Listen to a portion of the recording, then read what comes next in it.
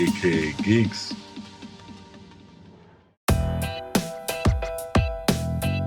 Hey everybody, welcome to AKA Geeks Movie of the Week. I am Sean. You guys, if you can't tell, this is the solo edition. This week's movie of the week was The Visit.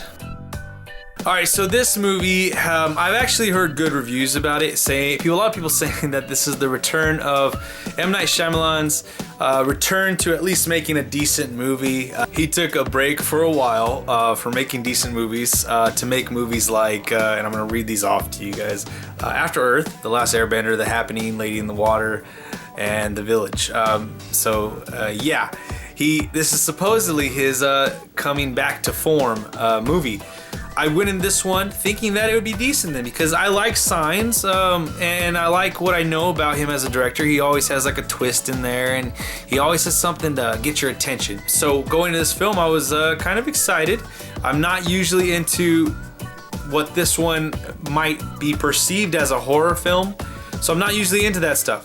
But was I wrong? It's not a horror film at all. I guess it could blend the lines between suspense and horror, but it's more suspenseful than anything. When this movie starts off, you realize that it's going to be kind of like a found footage type of film where essentially someone's always holding onto the camera. If it is stationary, it's because they're putting it somewhere and you see them do that. And I'm going through this film, and actually the dialogue in this film, the writing of this film, and M. Night Shyamalan wrote this film, he wrote the screenplay. The writing was pretty good. I felt like the kids in this film did a really good job with their characters. You have the sister, the older sister Becca, her and her brother, they're very loving towards each other, they really care about each other, but she's the film snob. And then you got the younger brother who is the wannabe rapper, T Diamond stylist, and so you have definite personalities with the two characters, and you think that it might be a one-note character, but they have more to them, and you see that they have more sides to them throughout the movie.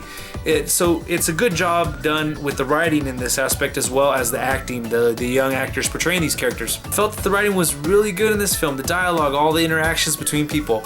Definitely throughout the film, you're starting to see some weird stuff happen. You're like, what the heck is going on? You might have an idea if you like run through a checklist of what could happen, but it's gonna take a while before anybody gets to that point where they realize what's happening, because the movie does a good job of playing off any nods or any foreshadowing to the point where you can guess it outright what's truly happening. They do have some, but they're very small, and there are very few words spoken about what those nods are or that foreshadowing is. He does a good job with hiding that stuff and building it into the story as it is, not making it obvious that that's what it is or obvious that they're hiding it. So it's a well-balanced film in that regard. Like I said, the kids did a good job portraying those characters. I think the two actors that play Pop Pop and Nana, they did a great job in this just portraying these roles. I'm gonna say roles. For what you see in the trailer and what you see in the film, they did a really good job with what they were showing you. And it was really interesting to see these type of characters, these types of roles. So putting all that together, like I said, there's always a twist in these Shyamalan movies, for the most part. So I was like, where's the twist? Where's the twist coming? I was looking for it. And honestly, it didn't happen you couldn't see the twist coming until the twist was within like a couple minutes of actually happening. In that aspect of the film, I was happy that everything was natural enough that I wasn't expecting what happened. Would I recommend this movie to people? I think, yeah, I would. I really enjoyed it. There were definitely some moments in this film that I was at this edge of my seat and I was wondering what's gonna happen next. There are definitely some moments in this film where I got goosebumps, like watching the visual images of what they're doing, and it's just kind of like, it's very striking what Shyamalan did. And so I was feeling it. So I do think this is worth renting at the minimum. I would say that this film is, I guess, a return to form for Shyamalan. Now, so let's see if he can make any more movies like this. I have high hopes for him because he has put out quality stuff out there. If you have a chance to rent this, go rent it. It's in Redbox right now. All right, guys, so that's it for this video. Remember to go to iTunes Google Play, iHeartRadio, Spreaker. Check out our podcast. It's weekly. It's awesome. You guys will love it.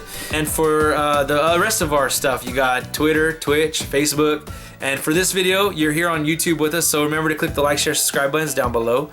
Leave your comments, questions, suggestions in the comment section. Let's have a great conversation about The Visit. Let me know what y'all think. And I'll see you guys next time. Peace.